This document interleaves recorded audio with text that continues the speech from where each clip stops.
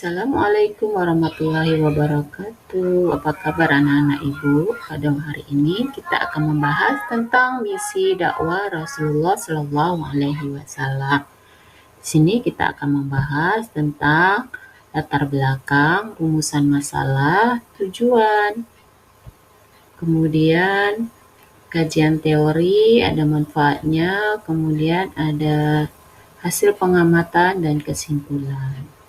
Oke, untuk latar belakang, di sini Rasulullah melakukan misi dakwahnya di Mekah karena keinginan untuk menyebarkan ajaran Islam kepada masyarakat Mekah.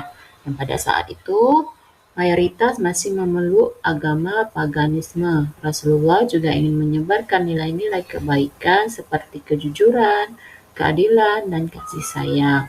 Selain itu, Mekah merupakan tempat kelahiran Rasulullah sehingga ia merasa memiliki kewajiban moral untuk mengajarkan agama Islam kepada penduduk Mekah. Hal ini membuat misi dakwah di Mekah menjadi sangat penting.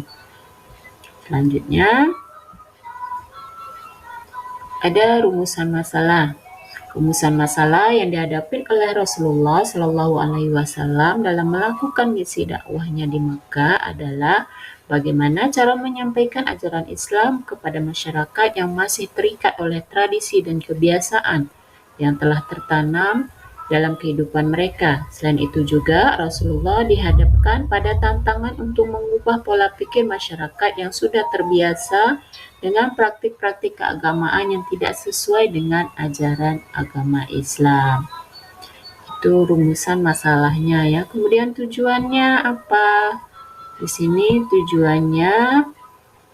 tujuan misi dakwah Rasulullah di Mekah yaitu adalah untuk menyampaikan ajaran tauhid kepada umat manusia agar menyembah kepada Allah Subhanahu wa taala dengan ikhlas dan menghindari penyembahan kepada berhala. Itu tujuan dari misi dakwah Rasulullah. Selain itu juga Rasulullah ingin menyampaikan pesan moral dan sosial yang dapat meningkatkan kualitas hidup manusia serta menghapuskan praktik-praktik kejahatan dan kezaliman di masa tersebut. Itu tujuannya ya. Kemudian apa manfaatnya?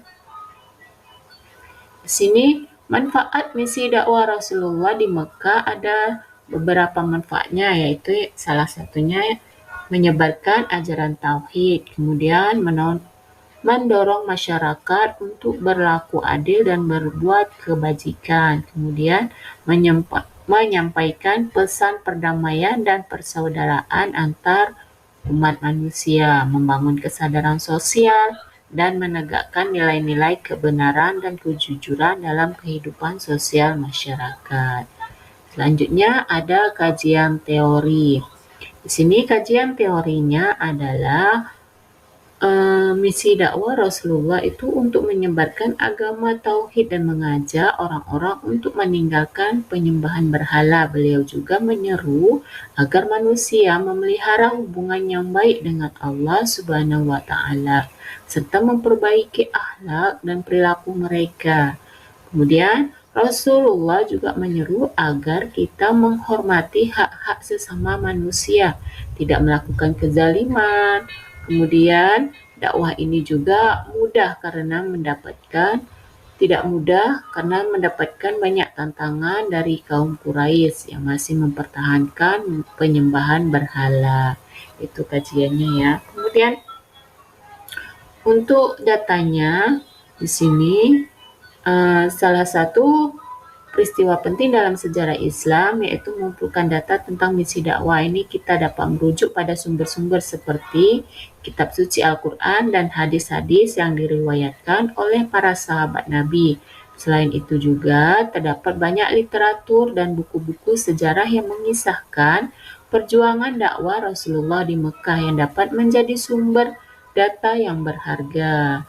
Kemudian Rasulullah juga mengajarkan ajaran Islam kepada orang-orang di Mekah, memperjuangkan keadilan sosial dan membela hak-hak kaum du'afa. Itu ya. Kemudian sekarang hasil pengamatan dari misi dakwah Rasulullah ini adalah menghasilkan pengamatan-pengamatan yang sangat penting. Selanjutnya kesimpulan. Kesimpulan dari misi dakwah Rasulullah saat berada di Mekah, yaitu bertujuan untuk menyebarkan ajaran tauhid kepada masyarakat. Meskipun mengalami banyak rintangan dan penolakan, Rasulullah terus berjuang untuk menyebarluaskan agama Islam dalam misi dakwahnya. Kemudian Rasulullah juga menjalin hubungan baik dengan masyarakat non-muslim dan berusaha untuk menyelesaikan konflik secara damai. Jadi kesimpulannya di sini, misi dakwah Rasulullah di Mekah itu merupakan upaya besar dalam menyebarkan agama Islam dan memperjuangkan kebaikan bagi seluruh umat manusia. Demikian penjelasan pada kali ini. Semoga bermanfaat buat anak-anak semuanya. Wassalamualaikum warahmatullahi wabarakatuh.